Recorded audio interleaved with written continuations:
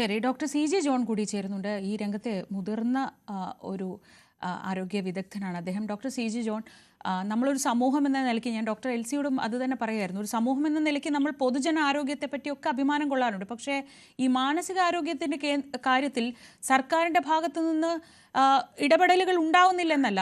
സംവിധാനങ്ങളുണ്ട്, നമുക്ക് online counselling ഒക്കെ ഉണ്ട്. പക്ഷേ ഇത് എത്ര കണ്ട ആളുകളിലേക്ക് എത്തുന്നുണ്ട്? ഒപ്പം മാധ്യമങ്ങൾ എന്ന നിലയ്ക്ക് ഒരു സ്വയം വിമർശനമായി പറഞ്ഞാൽ നമ്മൾ വെർദർ എഫക്റ്റിനെ പറ്റിയൊക്കെ വായിച്ചിട്ടും കേട്ടിട്ടും ഒക്കെ ഉണ്ട്. ഇപ്പോൾ ഒരു രാഷ്ട്രീയ നേതാവ് ആത്മഹത്യ ചെയ്യുന്നു, അതിന് പിന്തുടർച്ചയായി നമ്മൾ കഴിഞ്ഞ ദിവസങ്ങളിലൊക്കെ കണ്ടത് സമാനമായ രീതിയിൽ രാഷ്ട്രീയ മേഖലയിലുള്ള ആളുകളുടെയൊക്കെ ആത്മഹത്യ കാണുന്നു. ഇതെപ്പോഴും സംഭവിക്കുന്നുമുണ്ട്. നമ്മുടെ മാനസികാരോഗ്യത്തെ ഒരു സമൂഹം എന്ന നിലയ്ക്ക് നമ്മൾ കൈകാര്യം ചെയ്യുന്നതിൽ, അതിൽ നിന്ന് ഈ ആത്മഹത്യ എന്ന് പറയുന്ന വലിയൊരു പ്രശ്നത്തെ അഡ്രസ്സ് ചെയ്യുന്നതിൽ ഒക്കെ നമുക്ക് എവിടെയൊക്കെയോ വീഴ്ച സംഭവിക്കുന്നില്ലേ? തീർച്ചയായിട്ടും ഇതിലൊരു സമഗ്രമായിട്ടുള്ള ഇടപെടലുകൾ തന്നെയാണ് വേണ്ടത്. ഇപ്പൊ മാധ്യമങ്ങളുടെ പങ്കിനെ കുറിച്ചിട്ട് സൂചിപ്പിച്ചു. മാധ്യമങ്ങൾ എങ്ങനെയാണ് ആത്മഹത്യ റിപ്പോർട്ട് ചെയ്യേണ്ടത് എന്നതിനെ കുറിച്ചിട്ട് ലോകാരോഗ്യ സംഘടനയുടെ മാർഗരേഖകളുണ്ട്, ഇന്ത്യൻ സൈക്യാട്രിക് സൊസൈറ്റിയുടെ മാർഗരേഖകളുണ്ട്. പക്ഷെ അത് പലപ്പോഴും പാലിക്കപ്പെടാറില്ല. കാരണം പലപ്പോഴും ഒരു ആത്മഹത്യ വരുമ്പോൾ, പ്രത്യേകിച്ച് ഒരു സെലിബ്രിറ്റിയുടെ ആത്മഹത്യയൊക്കെ ആണെങ്കിൽ അത് വല്ലാതെ ആഘോഷിക്കപ്പെടുകയും ഏതാണ്ട് സമാനമായിട്ടുള്ള ദുഃഖങ്ങളിൽ പോകുന്ന ആളുകൾ കോപ്പി കാറ്റ് സൂയിസൈഡ്സിലേക്ക് പോവുകയൊക്കെ ചെയ്യുന്ന സാഹചര്യങ്ങൾ വരാറുണ്ട്.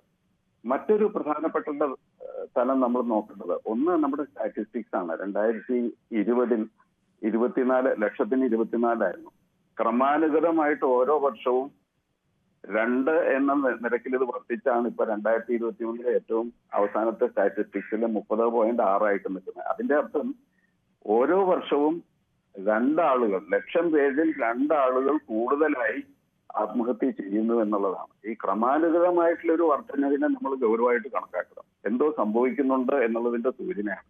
എന്തൊക്കെയാവാം ഇത്? ഒന്ന്, എല്ലാവരും പറയുന്നുണ്ട് ലഹരി മരുന്നുകളുടെ വ്യാപനം ഈ ആത്മഹത്യാ നിരക്കിൽ ഒരു സ്വാധീനം ചെലുത്താൻ ഇടയുണ്ട് എന്ന് പറയുന്നുണ്ട്. ഇതിനെ കുറിച്ചിട്ടൊക്കെ കൃത്യമായിട്ടുള്ള ഗവേഷണ പഠനങ്ങൾ ഇല്ല എന്നുള്ളതാണ് നമ്മുടെ വലിയൊരു പരാതിയില്ല. രണ്ടാമത്തെ പ്രധാന പ്രശ്നമായിട്ട് കാണുന്നത് എന്താണെന്ന് വെച്ച് കഴിഞ്ഞാൽ, അറിഞ്ഞോ അറിയാതെയോ ഈ സൈബർ മീഡിയയിലൊക്കെ സാന്നിധ്യം വന്നതോടുകൂടിയിട്ട് നമ്മളൊരു അസോഷ്യൽ സമൂഹമായിട്ട് മാറിയിട്ടുണ്ട്. അതായത് ആളുകളുമായിട്ട് ഇടപെടുക, മിണ്ടുക, പറയുക, പരസ്പരം സന്തോഷം അറിയാതിരിക്കുക, സങ്കടം അറിയാതിരിക്കുക, മാറ്റങ്ങൾ അറിയാതിരിക്കുക, ഈ തരത്തിലേക്ക് നമ്മൾ ഈ സൈബർ ലോകത്ത് ചുരുങ്ങി പോകുന്നുണ്ട്. ആ ചുരുങ്ങി പോകുമ്പോൾ തിരിച്ചറിയൽ എന്ന് പറയുന്നത്, ഒരാൾ ഒരു വിഷമത്തിൽ കൂടെ കടന്നു പോകുന്നു, ആത്മഹത്യാ ചിന്തയിലൂടെ കടന്നു പോകുന്നു എന്ന് പറയുന്നത്, അതിന്റെ തിരിച്ചറിയലിന് ഒരുപാട് കോട്ടങ്ങൾ വരുന്നുണ്ട്. ഇവിടെയാണ് ഒരുപക്ഷെ മാനസികാരോഗ്യ പ്രഥമ ശുശ്രൂഷ എന്നുള്ള ഒരു സങ്കല്പത്തിന് വലിയ പ്രസക്തി വരുന്നുണ്ട്. ഇത് 3 ഘടകങ്ങളാണുള്ളത്. ഒന്ന്, തിരിച്ചറിയണം. നമ്മൾ ഉൾക്കണ്ണുകൾ തുറന്ന് നമ്മുടെ ചുറ്റുമുള്ള സഹജീവികൾ, സഹപ്രവർത്തകയാകാം, സഹപ്രവർത്തനാകാം, കുടുംബാംഗങ്ങളാവാം, സഹപാഠിയാവാം, ആ വ്യക്തിയിൽ ഉണ്ടാകുന്ന വിഷാദത്തിന്റെ സൂചനകൾ, ഉൾവലിയൽ അല്ലെങ്കിൽ ആത്മഹത്യാ ചിന്തയുടെ ഭാവങ്ങൾ, ഇതൊക്കെ തിരിച്ചറിഞ്ഞ്, എന്നിട്ട് സോഷ്യൽ മീഡിയ പോലും ഈ കാലത്ത് ആളുകൾ ആത്മഹത്യാ ചിന്തകൾ പോസ്റ്റ് ചെയ്യാറുണ്ട്. പക്ഷെ പലപ്പോഴും അത് ലൈക്ക് അടിച്ചു പോവുകയാണ് ചെയ്യുന്നത്. കാരണം ആരും ചോദിക്കാറില്ല എന്താണ് നിന്റെ വിഷമം. അപ്പൊ രണ്ടാമത്തെ ഘട്ടം നമ്മൾ തിരിച്ചറിഞ്ഞ ശേഷം ലിസനാണ്. എന്താണെന്ന് ചോദിക്കുകയും കേൾക്കുകയും ചെയ്യുക എന്നുള്ളതാണ്. കേൾക്കുമ്പോൾ ചിലപ്പോൾ മാനസികാരോഗ്യ പ്രശ്നങ്ങൾ ഉണ്ടാവും. അതില് ഒരു മാനസികാരോഗ്യ വിദഗ്ധനെ കാണാൻ മടിക്കേണ്ട കാര്യമില്ല. പണ്ടത്തെ സ്റ്റിഗ്മയുടെ ആവശ്യമൊന്നുമില്ല. മറ്റേത് രോഗവും പോലെ തന്നെയാണ് മാനസികാരോഗ്യം ഇല്ലെങ്കിൽ ഒരാരോഗ്യമില്ല, ശാരീരിക ആരോഗ്യമില്ല. ഹാർട്ട് അറ്റാക്ക് വന്ന ഒരാൾ വിഷാദത്തിൽ പെട്ടുപോയി കഴിഞ്ഞാൽ 1 വർഷത്തിനകം അയാൾക്ക് വീണ്ടും ഹാർട്ട് അറ്റാക്ക് വരും. അതുകൊണ്ട് അത് മടിക്കാതെ ചെയ്യുക. മൂന്നാമത്തെ തലം ലിങ്ക് ചെയ്യുക എന്നുള്ളതാണ്. പല ഘട്ടങ്ങളിലും ചിലപ്പോൾ ഒരു സാമൂഹിക പ്രവർത്തനവുമായിട്ട് ലിങ്ക് ചെയ്യേണ്ടി വരും. സാമ്പത്തിക പ്രശ്നമാണെങ്കിൽ അതിന് പരിഹാരമുള്ള സംവിധാനങ്ങളുമായിട്ട് കണ്ണി ചേർക്കേണ്ടി വരും. അതുമല്ലെങ്കിൽ മാനസികാരോഗ്യ സംവിധാനങ്ങളുമായിട്ട് കണ്ണി ചേർക്കേണ്ടി വരും. അപ്പൊ ലുക്ക്, ലിസൺ ആൻഡ് ലിങ്ക് എന്ന് പറയുന്ന തലത്തിൽ വരുന്ന മാനസികാരോഗ്യ പ്രഥമ ശുശ്രൂഷ മറ്റ് പ്രഥമ ശുശ്രൂഷകൾ പോലെ സമൂഹത്തിൽ കുട്ടികളുടെ ഇടയിലെല്ലാം പ്രചരിപ്പിക്കേണ്ട കാര്യമുണ്ട്.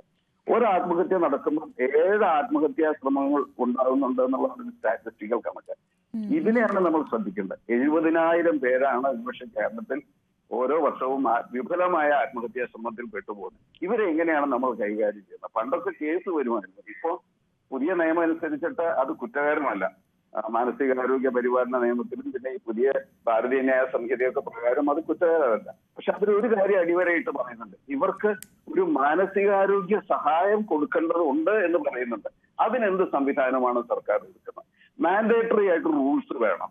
വിഫലമായിട്ടുള്ള ആത്മഹത്യാശ്രമം കഴിഞ്ഞ് ആശുപത്രിയിൽ നിന്ന് പോകുന്നതിന് മുമ്പേ തന്നെ ഇവർക്ക് ഒരു മാനസികാരോഗ്യ പിന്തുണ നൽകണം എന്നുള്ള ഒരു റൂള് തന്നെ ഉണ്ടാക്കിയാൽ രണ്ട് രീതിയിൽ അത് ഗുണം ചെയ്യും. ഒന്ന്, ഇവരിൽ മറിഞ്ഞിരിക്കുന്ന മാനസിക രോഗങ്ങളുണ്ടെങ്കിൽ നേരത്തെ തിരിച്ചറിഞ്ഞ് ചികിത്സിക്കാം.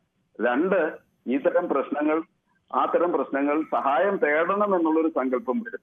ആത്മഹത്യാ ചിന്ത വരിക എന്ന് പറയുന്ന ഒരു സ്വാഭാവികമായിട്ടുള്ള കാര്യമാണ്. എനിക്കും നിങ്ങൾക്കും എല്ലാവർക്കും ഏതെങ്കിലും ഘട്ടങ്ങളിൽ ആത്മഹത്യാ ചിന്ത വരും. അത് വലിയ കുഴപ്പം പിടിച്ച കാര്യമില്ല. പക്ഷെ അത് പ്രാവർത്തികമാക്കണം എന്ന് തോന്നുന്ന ആ ഘട്ടത്തിലാണ് ഒരുപക്ഷെ ഇടപെടലുകൾ വേണ്ടി വരുന്നത്. So it's very normal to feel suicidal, but it's very important to share this feelings with someone and seek help. ഇത്തരം ചില കാര്യങ്ങൾ സമൂഹത്തിലേക്ക് ആഴ്ന്നിറങ്ങുന്നുണ്ട്. ഒരു മൾട്ടി ഡിസിപ്ലിനറി ആയിട്ട് ആത്മഹത്യാ പ്രതിരോധം എല്ലാവരുടെയും ചുമതലയാണ് എന്നുള്ള നിലയിലേക്ക് കുറെ കൂടെ ഗൗരവമായിട്ട് കേരളത്തിന്റെ ഒരു വലിയ വലിയ ആരോഗ്യവും സാമൂഹികവുമായിട്ടുള്ള ഒരുപാട് തലങ്ങളുള്ള ഒരു തിന്മയാണിത് എന്ന് മനസ്സിലാക്കി ഒരു സാമൂഹ്യ തലത്തിലേക്ക് വരുമ്പോൾ ഡോക്ടർ, ഇപ്പോൾ നമ്മളെപ്പോഴും ആബ്സല്യൂട്ട് പോവർട്ടി, റിലേറ്റീവ് പോവർട്ടി എന്നൊക്കെ സാമ്പത്തിക ശാസ്ത്രത്തിൽ പറയാറുണ്ട്. കേരളത്തെ സംബന്ധിച്ച് ആബ്സല്യൂട്ട് പോവർട്ടി ഒന്നുമില്ല, പക്ഷേ റിലേറ്റീവ് പോവർട്ടി ഉണ്ട്. നമ്മളെപ്പോഴും നമ്മളെ താരതമ്യം ചെയ്തുകൊണ്ടേയിരിക്കും നമ്മുടെ അപ്പുറത്തെ വീടുമായി, അപ്പുറത്തെ വ്യക്തിയുമായി, അങ്ങനെയൊക്കെ. ഇത് ഈ സാമൂഹികമായി നമ്മൾ സോഷ്യൽ മീഡിയയിൽ ഉണ്ടാക്കുന്നത് മറ്റൊരു ഇമേജ്. വ്യക്തി ജീവിതത്തിൽ ഒരുപക്ഷെ തൊട്ടടുത്ത ആൾക്ക് പോലും തിരിച്ചറിയാനാവാത്ത വിധത്തിൽ ഏകാന്തത അനുഭവിക്കുന്നുണ്ടാവാം. ആ തരത്തിൽ നമ്മൾ ഭയങ്കരമായി ഒറ്റപ്പെടലിലേക്ക് സോഷ്യൽ ആണെന്ന് പറയുമ്പോഴും ഐസൊലേഷനിലേക്ക് പോകുന്ന ഒരു രീതി കൂടി വളരെ വ്യാപകമായി ഉണ്ടാവുന്നുണ്ട് എന്ന് തോന്നുന്നു. അല്ല, തീർച്ചയായിട്ടും കേരളത്തിനെ സംബന്ധിച്ചിടത്തോളം ഞാനൊക്കെ പറയുന്നത് കേരളത്തിലെ ദരിദ്രരല്ല പ്രശ്നം, പുത്തൻ ദരിദ്രരാണെന്ന് പറയും. നിയോ പുവർ ആണ് കേരളത്തിലെ പ്രശ്നം എന്ന് പറയുന്നത്. ഈ നിയോ പുവറിന്റെ ഒരു പ്രൊഫൈൽ എന്താണ്? അവര് മധ്യവർഗത്തിൽപ്പെട്ടിട്ടുള്ള ആളായിരിക്കാം, അല്ലെങ്കിൽ ഉപരിവർഗത്തിലുള്ള ആളുകളും ഇതിൽപ്പെടാം. പുറമേക്ക് നോക്കുമ്പം അവര് സമ്പന്നരാണ്, അവര് നല്ല കാറുകൾ ഓടിക്കുന്നു, നല്ല വീടുകൾ വെച്ചിട്ടുണ്ട്, കുട്ടികളെ നല്ല സ്കൂളിൽ പഠിപ്പിക്കുന്നുണ്ട്. പക്ഷെ ഇതെല്ലാം കടത്തിലാണ്. മാസത്തിന്റെ ഒരാഴ്ച കഴിയുമ്പോഴേക്കും EMI അടച്ച് ഈ തിരിച്ചടവ് കൊണ്ട് ഈ ആദ്യത്തെ ആഴ്ച കഴിഞ്ഞു കഴിഞ്ഞാൽ പെട്ടെന്നൊരു പ്രതിസന്ധി, ഒരു രോഗമൊക്കെ വന്നു കഴിഞ്ഞാൽ കൈ കാശെടുക്കാനില്ലാത്ത ദരിദ്രരാണ് കേരളത്തിൽ ഈ നല്ല രീതിയിൽ കുപ്പായവും ഷർട്ടും നല്ല കാറും ഓടിച്ച് നടക്കുന്ന പലരും. അതുകൊണ്ട് എന്താ സംഭവിക്കാന്ന് വെച്ച് കഴിഞ്ഞാൽ ഈ തരത്തിലുള്ള ഒരു അപ്രതീക്ഷിത ധന പ്രതിസന്ധി ഉണ്ടാകുമ്പോഴേക്കും കടം കയറി മുടിയും, പലപ്പോഴും തിരിച്ചടവും മുടങ്ങും, വ്യക്തികളുടെ വക്കിലേക്ക് എത്തും. ഇതൊരു വലിയ ദുരഭിമാനം സൃഷ്ടിക്കുന്നുണ്ട്. ഫൈനാൻഷ്യൽ മാനേജ്മെന്റിൽ മലയാളി വളരെ വളരെ പിന്നോക്കമാണ്. ഇത് ഒരുപാട് സംഘർഷങ്ങൾ ഉണ്ടാക്കുന്നുണ്ട്. ഇപ്പോഴും നമ്മൾ ഫൈനാൻഷ്യൽ ഡിസിപ്ലിൻ പഠിച്ചിട്ടില്ല. അതുകൊണ്ട് തന്നെയാണ് നമ്മളൊരു വലിയ കടക്കണിയിൽ പോകുമ്പോഴേക്കും നമ്മുടെ ദുരഭിമാനം നമ്മളെ ആളുകളിൽ നിന്നുള്ള കണക്ടിവിറ്റിയിൽ നിന്ന് അത് മുറിക്കുന്നു, ഒറ്റപ്പെടുന്നു. കാരണം ആളുകളെ ഫേസ് ചെയ്യാനുള്ള ബുദ്ധിമുട്ടുണ്ട്. നമ്മുടെ ഒരു വിഷമം വരുമ്പോൾ നമ്മളത് പങ്കുവയ്ക്കുന്നില്ല, പറയുന്നില്ല. ആ തരം സന്ദർഭങ്ങളിലാണ് പലപ്പോഴും ഈ ആത്മഹത്യ, കൊലപാതക കോംപ്ലക്സ് ആയിട്ട് വരുന്ന കുടുംബ ആത്മഹത്യകൾ അല്ലെങ്കിൽ കുടുംബ മരണങ്ങൾ ഉണ്ടാവുന്നത്. കാരണം പലരും നോക്കുമ്പോൾ ഇയാൾക്ക് എന്താ കുഴപ്പം, ഈ നല്ല വീട്ടിലല്ലേ താമസിക്കുന്നത്, വണ്ടി ഉണ്ടായിരുന്നല്ലോ, എന്നിട്ടെന്താണ് ഇവർ കൂടടക്കം ഇങ്ങനെ മരിച്ചത് എന്നൊക്കെ പറഞ്ഞ് അത്ഭുതപ്പെടുമ്പോഴാണ് അറിയുന്നത്. അല്ല, ബാങ്കിൽ ഇത്ര കടം ഉണ്ടായിരുന്നു, ജപ്തിക്കുള്ള നോട്ടീസ് വന്നിരിക്കുകയായിരുന്നു എന്നുള്ള കാര്യങ്ങളൊക്കെ അറിയാം. എന്തിനു നമുക്ക് നമ്മുടെ അയൽവക്കങ്ങളെ അറിഞ്ഞുകൂടാ? ആ രീതിയിൽ നമ്മുടെ സോഷ്യൽ കണക്ടിവിറ്റി മോശമായിക്കൊണ്ടിരിക്കുന്ന ഒരു സംസ്ഥാനമാണ് കേരളം. തൊട്ടടുത്ത ഫ്ലാറ്റിൽ താമസിക്കുന്ന ആരാന്ന് അറിഞ്ഞുകൂടാ. പലപ്പോഴും അവിടെ നിന്ന് ഒരാൾ ആത്മഹത്യ ചെയ്തിട്ട് അതിന്റെ ദുർഗന്ധം പുറത്തേക്ക് വരുമ്പോഴാണ് അറിയുന്നത്. നമ്മുടെ ഒരു സാമൂഹികമായിട്ടുള്ള ഒരു കണ്ണിചേരൽ വളരെ ഗുരുതരമായിട്ട് തന്നെ കുറഞ്ഞിട്ടുണ്ട്.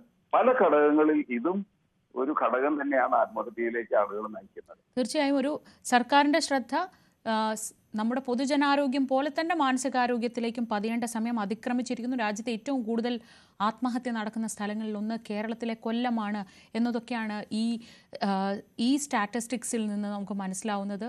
വലിയ രീതിയിൽ കേരളത്തിൽ ആത്മഹത്യകളുടെ എണ്ണം, അത് നമ്മൾ ഏറ്റവും ശ്രദ്ധിക്കേണ്ടത് നമ്മുടെ കുഞ്ഞുങ്ങളിൽ പോലും അത്തരം ചിന്തകൾ കൂടി വരുമ്പോൾ, നമ്മുടെ കുഞ്ഞുങ്ങളെ പോലും നമുക്ക് മനസ്സിലാവാത്തൊരു സാഹചര്യം വരുമ്പോൾ ആ ഇടപെടൽ അനിവാര്യമാണ്. അതെത്രയും പെട്ടെന്ന് വേണം. വളരെ നന്ദി ഡോക്ടർ CG ജോൺ, ഒപ്പം ഡോക്ടർ LC ഉമ്മൻ ഈ വിഷയത്തിൽ വിശദമായി സംസാരിച്ചതിന്. ഇടവേളയ്ക്ക് ശേഷം മടങ്ങിയെത്താം.